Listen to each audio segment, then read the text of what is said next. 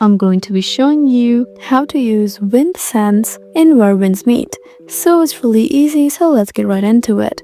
So what we need to do is just open the game and be on the game first, and the Wind Sense feature lets you detect hidden things around you. So it reveals hidden objects, chests, clues, NPC inventories, and more. And it's really helpful for quests and exploration, and it's useful to find things that don't show up normally on the screen or map. So in order to how to use it, if you're on PC, you just need to press V or click the right thumbstick on controller to activate Wind Sense. While active, the screen highlights or points things of interest. So what Wind Sense actually does is, once used, hidden treasure chests or resources or clues will glow, and you can use or see in inventories of NPC and sometimes target objects that wouldn't otherwise be visible. So it's really useful for quests. So in this way, you can successfully use Wind Sense and Where Winds Meet. I hope this video was helpful for you. Please leave us a like and drop us a comment down below, and we'll see you again in our next video. Thank you for watching.